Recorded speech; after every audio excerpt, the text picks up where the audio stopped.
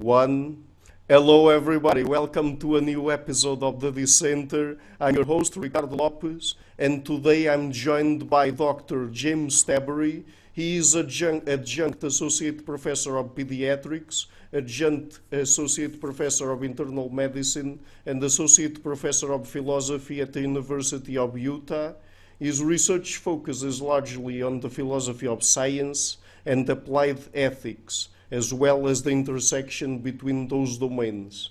He is also the author of the book Beyond Verses, The Struggle to Understand the Interaction of Nature and Nurture. So Dr. Tabery, thank you a lot for taking the time to come on the show. Good to be with you, Ricardo. Okay, good. So the first thing I would like to know, and since today we're going to focus a lot on the main topics of your book, Beyond Verses, I would like first to ask you, where does the debate between nature and nurture come from? Historically speaking, of course. Sure. Yeah, an interest in questions about nature and nurture are very, very old, millennia old. You can go back to the ancient Greeks, Plato, Socrates, Aristotle, the Hippocratic corpus. These people were interested in the source of human traits, whether those traits were virtues that they wanted to see more of, or mental illness that they hoped to cure and see less of. And so understanding the source of those traits figured into those efforts to try to understand where the traits came from and how to intervene to do something about them. So that's quite old. You can see, there's a reference to nature and nurture in Shakespeare's works. So that's, hundreds of years old. But I think when we think of the modern science of nature and nurture, when we think about, typically now if somebody says, nature versus nurture, or nature and nurture, what they're capturing is some kind of interest in, for any given trait, what's genetic and what's environment, or what proportion of the variation for that trait is genetic differences and what proportion is environmental differences. And that really begins with Francis Galton. Francis Galton was the younger cousin of Charles Darwin, and he was really the first one to think about how to systematically assess that question. And he did it in a number of different ways. He tried to trace sort of pedigrees of prominent British families to examine how traits like leadership and high intelligence pass down. He also was the first scientist to look at identical twins, because the realization was that they shared genes, and so differences between them would be attributable to environment. And then the last thing to say about Galton is he's also the father of eugenics, and I hope we'll have a chance to talk about eugenics a little bit later. Eugenics, was this effort to try to harness a science of human heredity and control it to impact populations. And Galton's original idea was to use the science of human heredity to have more fit people and less unfit people. And so that comes directly out of ideas about nature and nurture. If you think traits are based in nature, then the way you get more fit people and less unfit people is you try to have more fit people breeding and less unfit people breeding. And that can lead to really grisly things, and it does lead to really grisly things in the United States and Britain and ultimately in Germany. But I think, when you're thinking about nature versus nurture, it's always a good idea to start with Galton, because Galton is the first to really sort of formulate the question the way we think about it now. He's the first to think about scientific methods that could be used to probe it and get an answer. And he's doing that because he's interested in using that information to change the world around us. And much of what we talk about now with nature and nurture, the scientists are still interested in those things. Mm-hmm.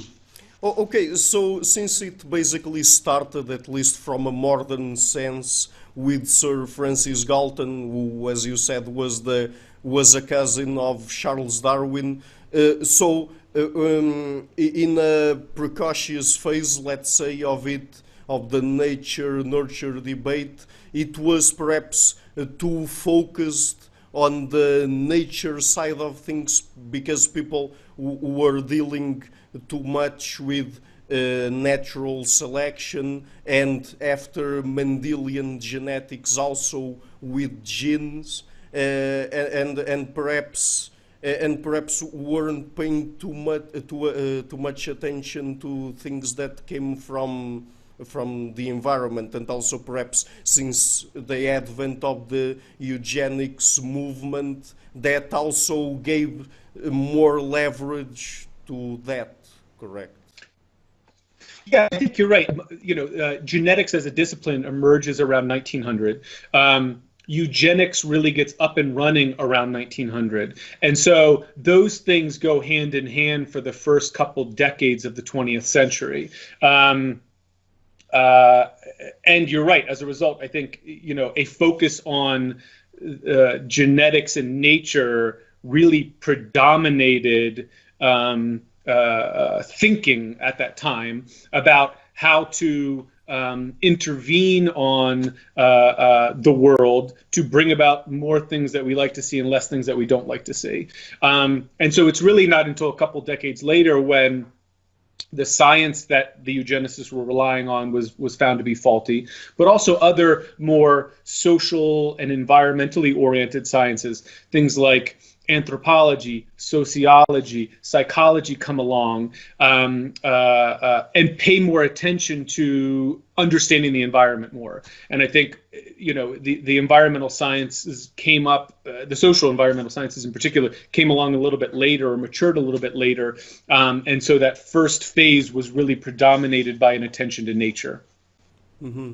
Yes, but even in biology, since we started paying more attention to the developmental side of things, perhaps it was then that people that first came to mind the idea of perhaps also including or paying more attention to environmental factors, because I mean we have the genes, and the genes serve as a sort of blueprint for a particular organism to develop, but it also needs the inputs from the environment to at least develop as expected, or not. Well, so let me say a couple things. First thing I would say is, keep in mind, we've thus far been talking about professional sciences, genetics, anthropology, sociology, but other people not in the sciences had been dealing with these questions long before that. Farmers, livestock breeders, these were folks who were in the business of dealing with domesticated crops and animals, and trying to get something out of them, whether it's more milk or more meat or more wheat. And you go back to Darwin. Much of his work starts by looking at what the animal breeders and the farmers are doing with their crops, and then just sort of realizing that something similar is going on in nature. Any good farmer knows if you want a good crop, you need both good seeds and good environmental conditions to bring it about. And so I think that is, and the developmental relationship between how that organism grows in response to the environmental conditions that are presented to it. So I think that's a very, very old idea, right? That you need both. Now, what's the best way to think about that genetic element? I think is a separate question. It is oftentimes, thought of as a blueprint, or a kind of book of life, right? These are kind of metaphors that you often find in genetics.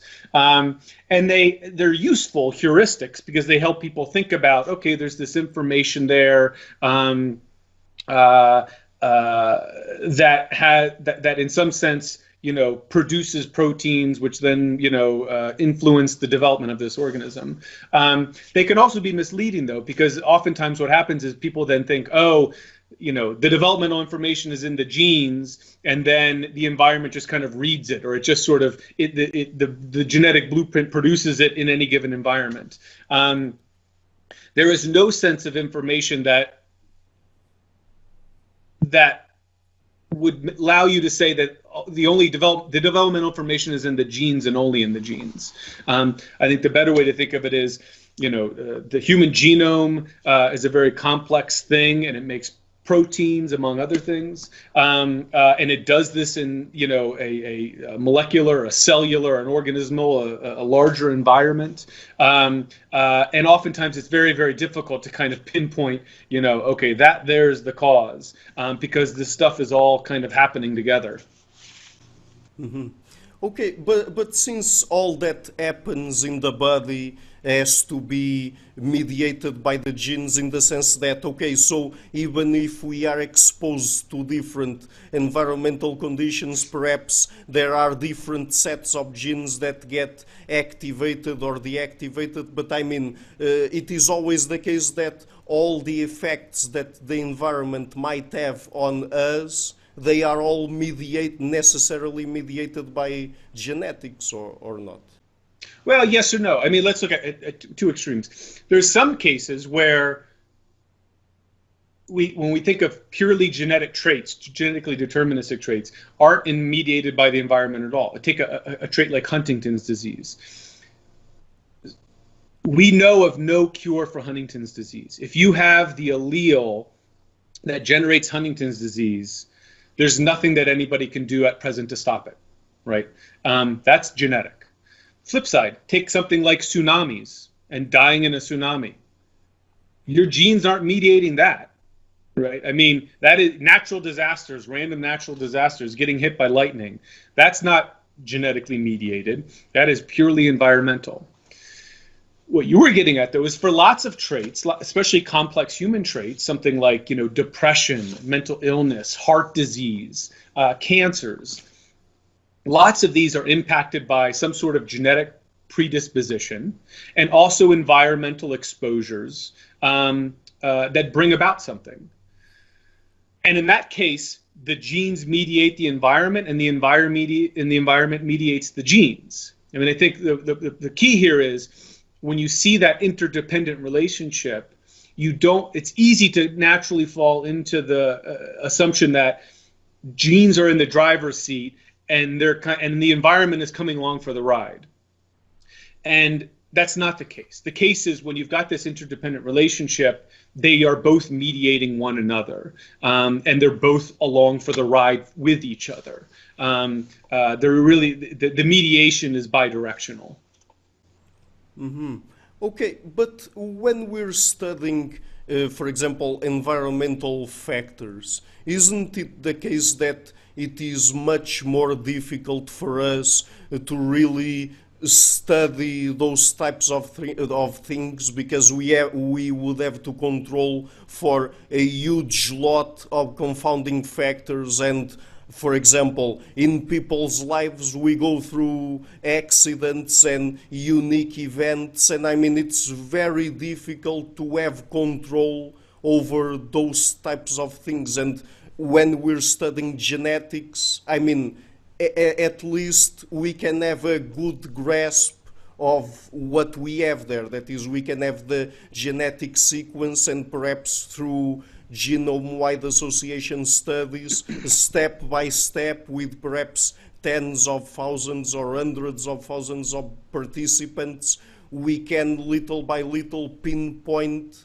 what are the genes that are associated with complex traits like psychological ones and others as well, or I mean, does this make sense or not? Yeah, but I want to sort of note that you have changed the conversation in an important way. So in the last few questions, we were talking about sort of in the general sense, how should we think about and talk about and conceptualize the relationship between genes and the environment.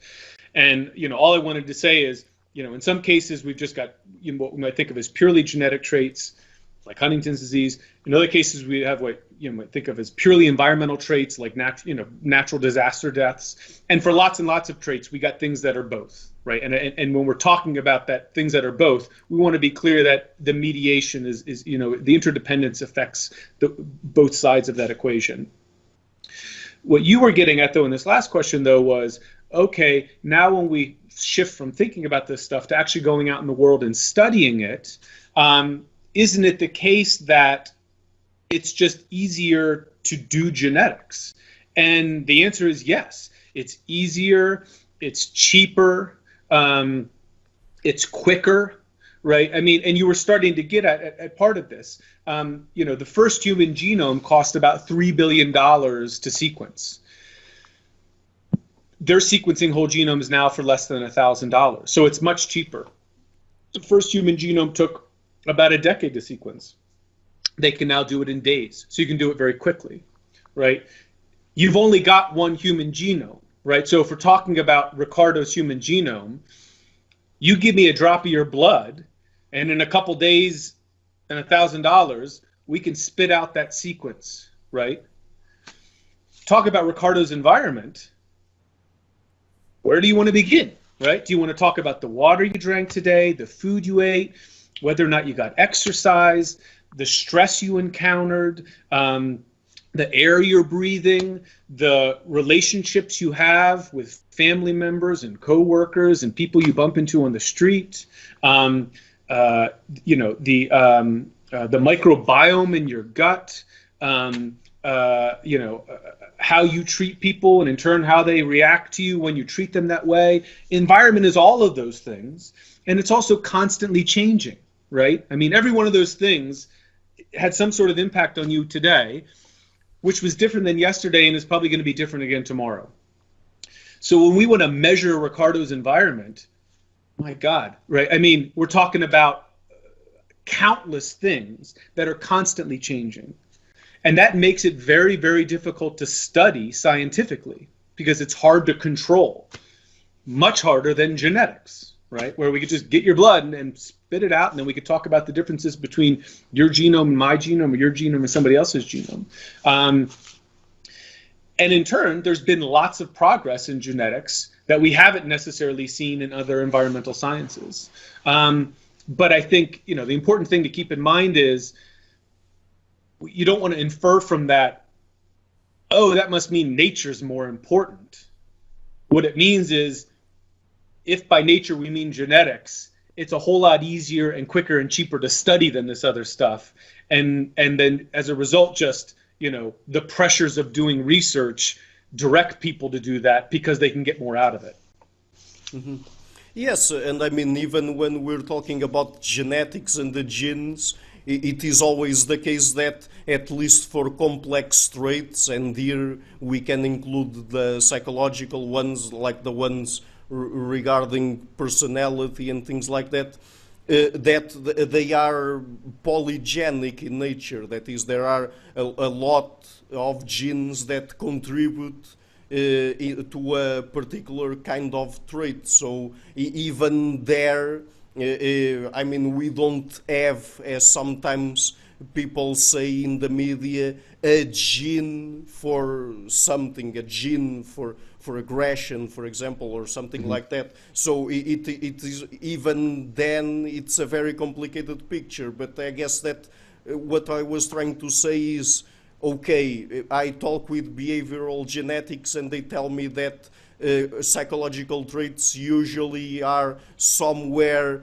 between 40 and 50% heritable. That is, they are 40 to 50% genetic, broadly speaking, and the rest is explained by the environment. But again, it's much more difficult to isolate environmental factors, right? Yeah, I mean, here's what I would say about that. So you're right. You look at, I mean, look, this is what Eric Turkheimer calls the first law of behavior genetics. All traits are heritable, in the sense that for any trait that you look for variation in that trait, you will find genetic differences are contributing some portion of the variation to that overall phenotypic variation. Now, there was a time when that was a really radical hypothesis, okay? Much of the 20th century, let's just take schizophrenia for a moment. Much of the 20th century was predominated by a psychiatric viewpoint that explained schizophrenia in a purely environmental way. Schizophrenia was caused by poor mothering. Okay, it was basically frigid, distant mothers that didn't love their children, and schizophrenia was the product of that. when behavioral genetics, sort of took shape and came on the scene in the mid 20th century and started pointing out that schizophrenia actually has a quite high heritability, that was a controversial idea because it suggested that you can't just blame all this on moms, right? There's actually something biological here going on. And I think now everybody just sort of would take it at face value that something like schizophrenia is a product of environmental things, some of which we have a grasp on, some of which we don't, and genetic features, some of which we have a bit of a grasp on, many which we don't. That is a sense of progress for nature. Compared to the way we were previously thinking about schizophrenia, it looks like nature's made some progress. On the other hand, let's go to the end of the Human Genome Project. At the end of the Human Genome Project, there was bold predictions about how medicine and psychiatry, medicine generally and psychiatry specifically, were going to be overhauled with this new genomic revolution. So Francis Collins led the Human Genome Project, and at one of these celebrations at the end of it in 2003, he said, in the next 5 years, all the major genes for heart disease and cancer and mental illness are going to be found.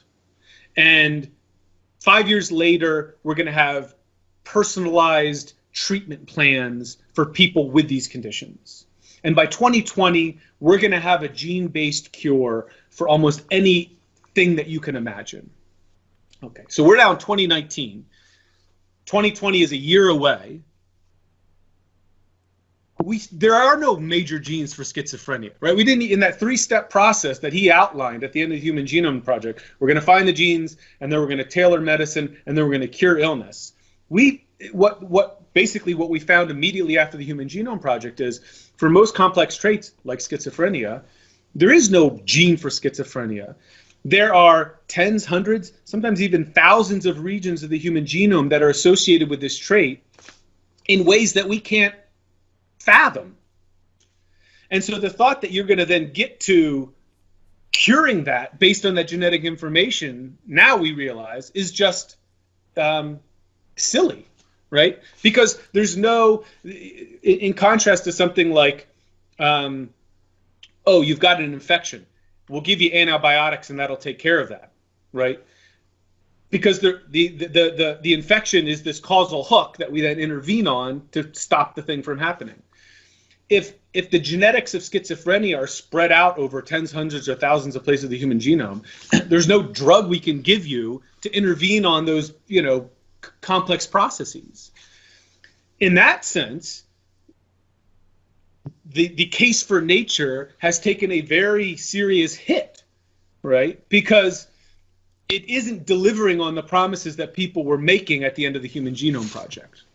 So I think, to sum it all up, I agree. At the highest level, people agree. Something like whether we're talking about schizophrenia or heart disease or, you name it, it's going to be partly biological and partly environmental. That recognition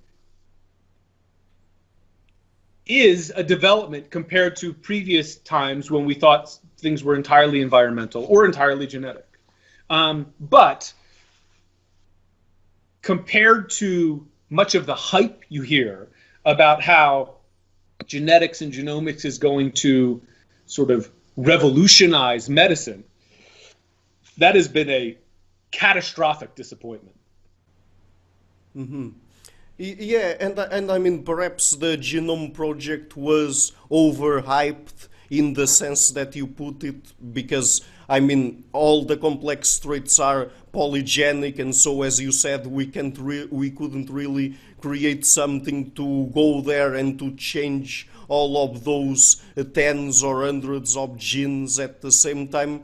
But also, adding to that, I think that another complication is the fact that if we're trying to do gene editing to change a particular complex trait, then we also have to take into account the fact that a particular gene produces or codes for a protein that intervenes in several different processes. That is, there are lots of genes that have as we usually call it, a pleiotropic effect. So if we were to change perhaps tens of genes, we would induce probably other types of problems, correct? Yeah, so now what you're getting at now is it's not just about kind of understanding this complexity, but when you appreciate the complexity and try to think about intervening on it, you run into all sorts of problems, right? You kind of say, we'll intervene in this way, to bring about this thing that we want. You don't know what might come of that, right? I mean, there was, a case of this, occurred in the last couple months with this scientist in China who said that he had used CRISPR-Cas9 gene editing on human embryos. And the claim was he did it in such a way to make the developing fetuses less likely to inherit HIV. But we don't know what else intervening on that genome is going to do to these babies, if they exist. I mean, there's also a debate about whether or not the guy was just making it up. But let's take him at his word and say that he did do this. There was almost universal repudiation of this announcement because so little is known about how it will actually play out when you go in and start editing the human genome. And for just the reasons that you said, because you start tinkering with this thing, things will happen that we don't anticipate. Mm-hmm. Okay, so earlier you referred to some examples of conditions that are perhaps completely genetic and not really mediated by the environment, like, for example, Huntington's disease. But I guess that at least in some extreme cases, we can also talk about situations where perhaps the effects are completely environmental. So, for example, when we talk about IQ and the Flynn effect, if children are extremely deprived, or, for example, if they are exposed to infections or toxins that might impair their neurodevelopment, then could in those cases we talk about them being the result of environmental factors completely, or not? Yes and no. I mean, the examples you're pointing to are sort of, they're in the same ballpark as what I was talking about earlier with a tsunami. A tsunami will impact your IQ, right? Because if you die in a tsunami, you will no longer have an IQ. What you're pointing out, though, is there's also sort of developmental exposures that people get, and in particular, deprivation, right? If you're if individuals, whether it's humans or rats in a lab, are not given access to just basic necessities for typical development, then all sorts of weird things are going to happen. That said, I mean, even in these cases of deprivation, there's variation among the organisms. And if that deprivation is all of the same kind, then the variation is genetic in nature. So you look at cases. I'll just talk about the United States, where I'm familiar with. If you've got cases where there are very little educational resources in homes, in schools, right? I mean, basically, the children who are raised in those environments have little in the way that will facilitate them, achieving their potential. And that's environment, right? I mean, the reason they're in that bad situation is environment. But within the population of kids in that case, there's variation, right? I mean, some manage to find a way, and genetics is going to be part of that story. Mm-hmm. And so what we would say in that case is, whatever the environmental variable is that we're talking about, and the genetics are mediated by one another. Mm-hmm. Yeah, yes, and that's a very interesting case that you just referred to as, for example, if people are exposed to extreme environmental conditions, even then there are some people that still thrive in them. So because we also have, and this is another concept coming from behavioral genetics, gene-environment correlations, and one of them is the active gene-environment correlation. That is, people by themselves also try to seek out for and to create the environments where they would be able to express themselves better, for example. Yeah, I think so. That's one possibility. So, let's take these sort of notable, you think of notable examples of somebody who was born in poverty and managed to achieve great things, via go to good schools, go on to an impressive job, maybe becomes a prominent politician. One gene environment correlation story you might be saying there is, well, they've got some sort of genetic predisposition at the personality level that inclines them to sort of seek out environments that overcome somehow this deprived situation that they found themselves in.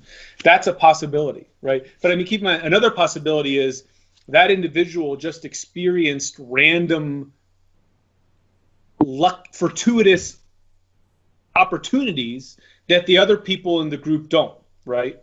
There was a counselor that, took an interest in that person and was like, I'm going to help you, right? And the counselor didn't have the resources to be able to give that to everybody. So, she prioritizes who she's going to focus on and goes for this kid, and this kid benefits from it, right? Or the kid is part of some social group, and there's a benefactor in that social group that decides to sort of invest in this child, right? That's now not a gene-environment correlation story. It's luck, right? I mean, it just so happens that this person was given, even though on one level it looks like they came out of the same environment as everybody else, this deprived environment. When you probe a little bit closer, what you realize is, their environment isn't all the same. Some people are actually, getting access to resources that others aren't. Mm-hmm. Okay, so just before we move into the second part of the interview regarding the ethics of all of this, what would you say would be the best way to, with the science that we have nowadays, to put the nature-nurture dichotomy debate here? Would you agree, for example, with when people use expressions like nature via nurture or nurture via nature and things like that? Yeah, I think anytime an effort is made to remind people that complex human traits are the product of nature and nurture, it's a good thing. Because it is so easy to fall into a simplistic view where you think it's one or the other. And historically, if you're heading in the simplistic direction, you typically end up in a genetic version. And so you start talking about like the gene for criminality or the gene for leadership or some other kind of goofball idea like that. So anytime you're paying attention to the complexity as reflected in this language of, mediation or via, I think that's a good thing. But I think at a higher level, ultimately, if the question is about how are we going to distribute our scarce resources to fund science, then we have to be realistic about what are we going to get the biggest payoff, right? And in some cases, that might be genetics. And in other cases, it's much more likely to be the environment, right? So, I mean, in the case of where genetics has made some headway since the Human Genome Project is in the domain of cancer. Trying to tailor chemotherapies based on whether or not somebody has a particular genetic marker. Cancer, we always knew was genetic. So thinking that maybe understanding the genetics of cancer a little bit better might help us, personalize treatments in a way, makes sense. You flip over, though, if you're interested in something like health disparities, why do certain racial groups, on average, die sooner, have greater levels of infant mortality, higher levels of all sorts of illnesses, both mental and physical, right, than other racial groups? looking for a genetic explanation for that is a very, very bad idea, right? Because there's lots of just obvious environmental things to look for where we can see how this is happening, right? And in the United States, it's very clear. Certain racial groups, right, have access to educational opportunities and wealth and job opportunities and healthcare that other groups do not have at the same rate. And so thinking that you're going to find a genetic explanation for why this one group is faring worse than the other is very misguided, right? So, again, at the conceptual level, nature via nurture, nurture via nature, I'm all for that. At the practical level of funding research, you need to be very clear about what it is you're intending to do and study, because in some cases focusing on genetics makes sense, and in other cases it's a bad idea. Mm-hmm. Okay, so now about the ethical implications of all of this. So what would be the most problematic points of trying, for example, to reduce everything to nature and genes? I mean, I'm not saying that scientifically minded people do that, but perhaps some people or some political groups could pick up on a certain research and then say that because we have these innate differences, then that would have some sort of ethical, political, social implications and things like that. Yeah, I mean, the danger would be, let's focus on the racial health disparities in the United States example, or, you take it. In the United States, Native Americans and African Americans die younger than white Americans. There are higher rates of infant and maternal mortality, higher rates of hypertension, mental illness, lower educational opportunities, lower wealth opportunities, higher rates of incarceration. Right? I mean, massive differences in terms of the economic, health, wealth outcomes between these two groups. That is a disparity. Nobody doubts this. This is not up for debate. The question is, what explains it? If you think a genetic explanation is the root of that, then you take a certain attitude to that disparity, right? You might say, well, look, it's just the genetic roll of the dice. This group fared worse than that group. Everybody gets their own genetic roll of the dice, so tough luck, right? If, however, we think the cause of that disparity is not because of genes, it's because, right, there's a sort of history where one of these groups has been systematically treated in a way that the other wasn't, with slavery, with lynchings, with having land taken away from them, with being forced into environments where they have, little in the way of educational and economic resources, then it's very clear, right, if you live in a nation that prides itself on equal opportunity, that there are conditions on the ground here that need to be addressed so that we can actually legitimately aspire to that equal opportunity. If you think it's in the genetics, then you're sort of missing the problem, right? You're not looking at the actual source of the cause. You're focusing on something else, and that's a real concern. That's a problem, right? I mean, you see lots of people drawn to conservative philosophies that appeal to genetic differences as the source of racial disparities in the United States. And that then is the first move in an argument for not wasting federal dollars on trying to address that gap. Because the thought is, not my problem, right?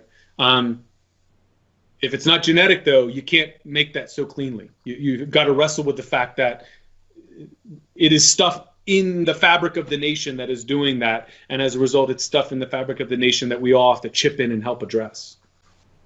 Mm-hmm. Okay, but even if we were to reduce certain conditions to their innate basis, to their genetic basis in this case, uh, I mean, wouldn't it be a naturalistic fallacy if someone were to pick up on that and then say that we should deal with those people on a certain basis or through certain means? Because I guess because I mean, even the nature side of things, there are some social justice cases where the defense of those groups of people is made on the basis of those conditions being innate, like, for example, in the case of homosexuals, transsexuals, and other people like that. Right. That's right. I do not want to. I don't want to suggest that if it turns out that certain traits are genetic, then you have to think of these racial disparities as things that aren't our problem. What I was indicating was that is a constellation typically forms, which is it's genetic and I don't have to think about it. It's not my problem. Now, the naturalistic fallacy, it would be a naturalistic fallacy if what they said was, this is genetic, therefore it's not my, therefore I shouldn't have to worry about this. But usually the argument doesn't take that. I mean, these conservative authors do have fleshed out arguments for why once the problem is genetic in nature, and then you're thinking about how to distribute resources, that does not get prioritized as something that's worth using resources in that way. So I don't think the problem with it is a naturalistic fallacy. I think the problem with it is it just starts from bad science. But you're also right. I mean, I think what you were getting at was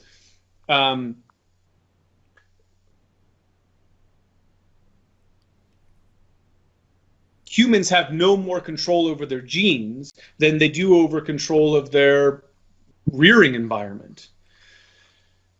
And if we believe in equal opportunity and addressing sources of inequality, if it turns out that genetic inequality is a reality, then we should be addressing that as well. And so, I mean, people have talked about this. Maybe it is if you find out that people are genetically less well off, genetically less inclined to, educational achievement, then maybe more resources should be devoted to them to overcome that, that sort of deficit that they had no control over. People are making that argument.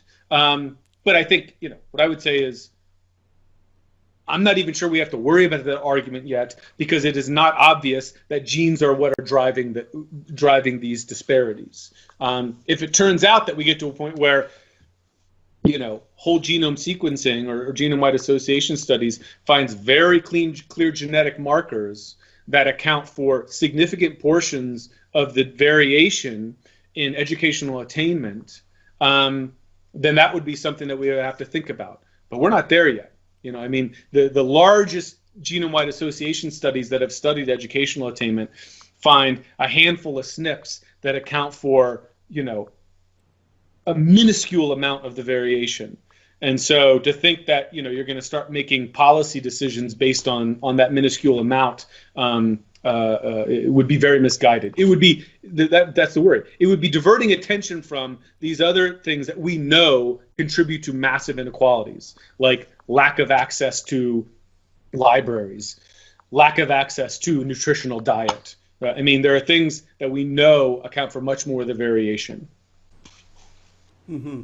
Yes, and isn't it also the case that extreme environmentalism can also lead to bad outcomes, in the sense that, for example, if I were to believe that we are born tabula rasa as blank slates, and we can inscribe in people's minds whatever we want, then anything that I don't like, perhaps I would think that I would be able to change those people and to tweak perhaps their preferences in a way or another that are more attuned to my own preferences. Like, for example, what people tried to do a couple of decades ago in the case of homosexuals, where they had reconversion therapy or something like that, right? Because they didn't really believe that it was something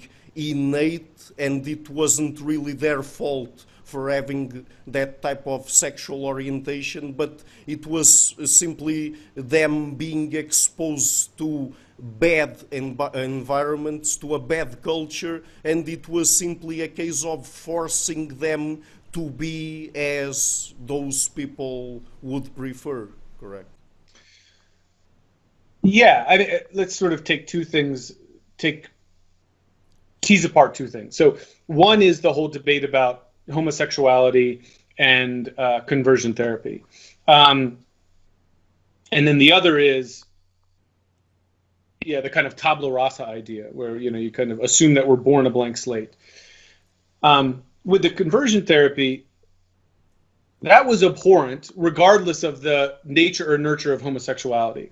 I mean, the reason we got to a place where conversion therapy was being practiced was because people had come to think that homosexuality was a sickness that needed to be eradicated, that if you were a homosexual, there was something wrong with you. Now, I think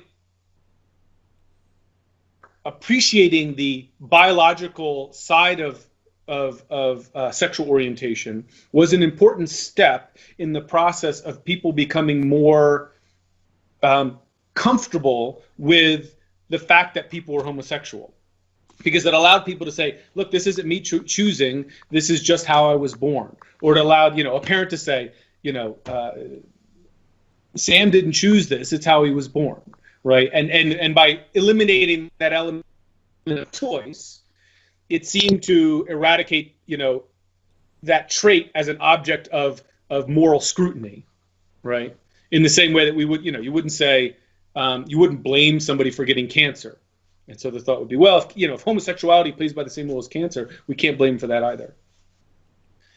I hope we're getting to a point now where it doesn't matter whether homosexuality is a product of nature or nurture or some combination or choice, because there's nothing wrong with it. If that's how you want to live your life, if that's what makes you happy, by all means, go out and flourish. So I think let's just set that aside, because I think that's what was problematic about that case. Was it was a particular trait that got caught up in a religious ideology in a very unique way. Your point about the tabula rasa, though, I think is right, and I think it's an instance of a more general point. Anytime your vision of how the world works does not align with how the world works, at some point you're going to bump into the world and problems are going to arise, right? Mm-hmm. That applies to whether you're building bridges or, making arguments about the causes of crime in the United States, or trying to raise your kid, right? I mean, if you kind of, tell yourself, I'm going to raise a professional, soccer player, that might not happen, right? Despite your best efforts, you might not have, a child that has the gifts that are necessary to play professional sport. If you think that illegal immigrants are the cause of crime in the United States, when all the data suggests that illegal immigrants commit crimes on far lower levels than citizens of the United States, you're going to develop all sorts of goofball policies that waste resources trying to address a problem that isn't a problem. So I think that's important to keep in mind, right? I mean, it's an instance of a more general phenomenon of, you think the world works one way, and you sort of decide to interact with the world because that's how you think it works. And if it turns out it doesn't work that way, problems will inevitably arise, because eventually you will bump into the world. Mm-hmm. Okay, so still on the ethical side of things, and perhaps just one last question, and going back to the eugenics movement, and perhaps we can also connect it with gene editing and human enhancement, because I mean, I guess that it's not just the ethical side of things that is problematic, even from a strictly biological perspective. Does it really make sense for us to think that we would be in a better position if we were to eliminate or to try to eliminate all traits from the human race that we were to consider negative? Because I mean, perhaps some of those negative traits that we considered negative in those present conditions, in the future they could be adaptive or something like that, right? Yeah, I think that's one argument to make. Things that we don't think are good now might be good later. I think the other argument to make is just it's not clear that anybody is in a position to decide what makes a trait good and one bad, right? I mean, when you go back to the eugenics era of Galton and his associates, you know, the eugenicists were almost universally educated, middle-class white guys. And when you looked at the traits that they valued, it was basically the traits you found in educated, middle-class white guys, right? It's all they knew. They thought, be nice if there was more of us around. There's things they don't like, things that, you know, people that take their money, people that, you know, cause them to be fearful. We don't want that, right? Fast forward to the present, I think there's a genuine concern. It's not just that a trait now might be useful in the future. It's we are still eradicating things because we think that life shouldn't be around, right? And people who live with that are rightfully offended by it, right? I mean, so, you know, in the United States, with the onset of legalized abortion, there are far fewer people with Down syndrome than there were in the past. And, you know, you go back 50, 100 years, the idea that you would want to be around with Down syndrome would just seem crazy. It's like nobody would want Down syndrome. Nobody would want a child with Down syndrome. But now, that's not a crazy idea at all, right? There are shows that follow populations of thriving people with Down syndrome. There are Down syndrome societies. There are adoption agencies that only put people into contact with having a child with Down syndrome. Not because we think Down syndrome will be useful to humans in the future, but just because we think there's nothing wrong with this person, right? They are different, but different isn't broken or diseased. And so I think that's what's kind of important to keep in mind here. Anytime you're sort of in the business of trying to say good traits, bad traits, I want to see more of this, I want to see less of that. For some things, it's pretty easy. I mean, it's, you know, I don't think there's anybody out there trying to make the case for more cancer, right? I mean, you know, anybody who's experienced or thought about or saw a family member or friend, you know, deal with cancer, that's bad. We want to try to see less cancer, right? But ways of living, you know, and mental illness or disability or Down syndrome as an example I think is better thought of as a way of living. To say that we want to see less of that is dangerous, and it harkens back to eugenic era, where basically it's, you know, the people who say that have had little exposure to people with Down syndrome. They think, something looks wrong with that person. There must be, you know, I wouldn't want that, or I wouldn't want my child to have that. You actually started, you know, meeting people, interacting with them. You think, my God, the world would be a better place if there were more people with Down syndrome around. So I think that's worth keeping in mind. You know, the effort to kind of change the structure of the human population to say we want more of this and less of this is fraught with bias. because inevitably what you're doing is sort of saying, I want more of the things that kind of look and sound and talk and pray like me, and I want less of the things that kind of make me uncomfortable. Mm-hmm.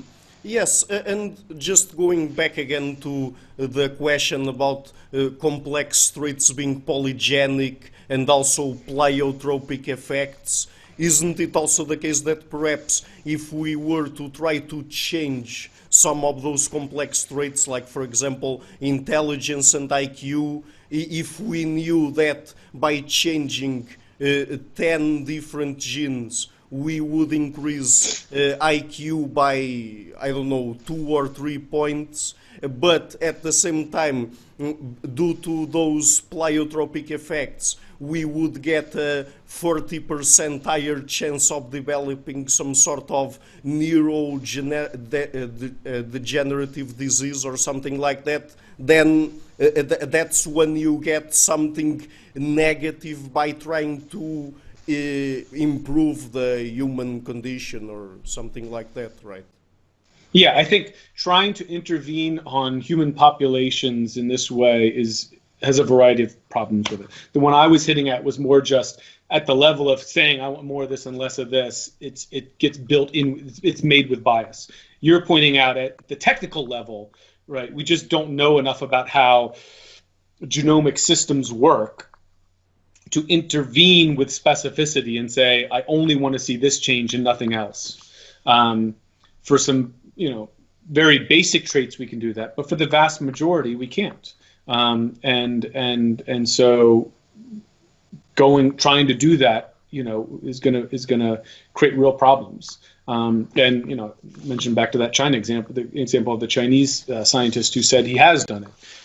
If in fact he has done it, we now have a test case to see whether or not the people that were subject to it will in fact only be impacted at the level of HIV susceptibility, or in fact are going to be impacted in other ways.